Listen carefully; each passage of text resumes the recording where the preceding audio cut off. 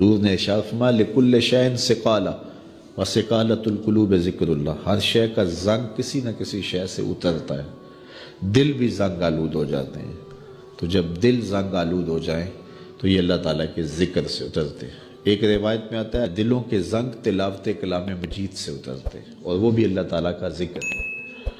اور اس کا ذکر مختلف طریقوں سے کیا جائے اور اس کا نام مختلف انداز سے لیا جائے، یہ ساری وہ چیزیں ہیں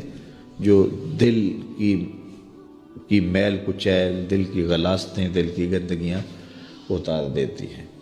اور دل مصفہ اور شفاف ہو جاتا ہے۔ حضرات صوفیہ تو کہتے ہیں جب کوئی بندہ ایک مرتبہ کہتا ہے اللہ، تو اللہ تعالیٰ اس کی طرف 70 مرتبہ نظر رحمت سے دیکھتا ہے، اور جب اللہ تعالیٰ کسی بندے کی طرف نظر رحمت سے دیکھتا ہے اس کے 70 گناہ جل کے راکھ ہو جاتے ہیں۔ تو اس لیے جب کوئی بار بار اللہ اللہ پکار رہا ہوتا ہے تو اللہ تعالیٰ کی رحمتوں کے سائے میں آ جاتا ہے، اور جب ذکر کر رہے ہوں تو اس وقت مکمل یکسوئی کے ساتھ اس کی طرف متوجہ ہونا چاہیے، جس کو پکار رہے ہیں اس کی طرف یکسوئی کے ساتھ توجہ ہو، اور وہی ذکر حقیقی ذکر ہے۔ حضرت شیخ فرید الدین عطار علیہ رحمہ فرماتے ہیں ہر عضو بدن کا الگ ذکر ہے، زبان کا الگ ذکر ہے، آنکھوں کا الگ ذکر ہے، کانوں کا الگ ذکر ہے، ہاتھوں کا، پاؤں کا، دیگر اعضائے بدنیاں کا الگ الگ ذکر ہے۔ اللہ کی نشانیوں کو دیکھنا یہ آنکھ کا ذکر ہے، استماع قول حق یہ کان کا ذکر ہے،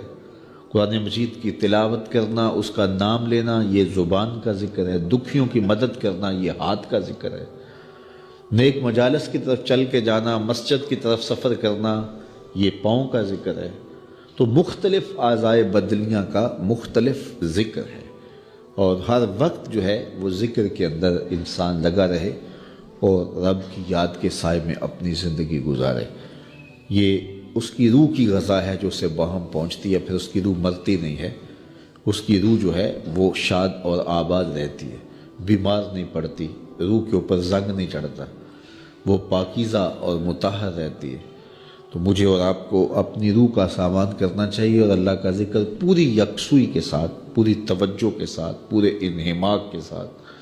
ہمارے صوفیاء نقشبندیہ تو کہتے ہیں جب سالک کہے اللہ، تو جب یہ بندہ پکار رہا ہوتا ہے رب کو، تو رب بندے کی پکار کو سن رہا ہوتا ہے۔ یہاں ایک سوال بھی کیا جاتا ہے، کچھ لوگ ذکر مجرد پر یہ بات کرتے ہیں کہ جب آپ کہتے ہیں اللہ تو اس کے بعد کچھ نہیں کہتے، پھر کہتے ہیں اللہ، پھر کہتے ہیں اللہ، تو جب کسی کو پکارا جائے تو پھر اس کو غرض بھی بتائی جاتی ہے نا۔ آپ مجھے آواز دیں میرا نام لے کے تو میں متوجہ ہو جاؤں گا آپ کی طرف، تو پھر آپ مجھے کچھ کہیں گے نا کہ جناب ہم آپ کے پاس آئے ہیں ٹائم لینے کے لیے یا کوئی اور غرض کے لیے، کسی اور مقصد کے لیے، تو وہ آپ غرض بتائیں گے مجھے۔ تو اگر آپ مجھے آواز دیں، مجھے رضا ثاقب کہہ کے پکاریں اور میں آپ کی طرف توجہ پذیر ہو جاؤں، آپ پھر دوبارہ کہیں رضا ثاقب، تو میں پھر کہوں گا جی، آپ پھر کہیں، تو 2-3 بار کے بعد میں اکتا جاؤں گا کہ میاں بات بھی آگے کرو، مجھے پکار رہے ہو بار بار تو بتاؤ کیا کہنا ہے۔ تو کچھ لوگ اس پہ قیاس کر کے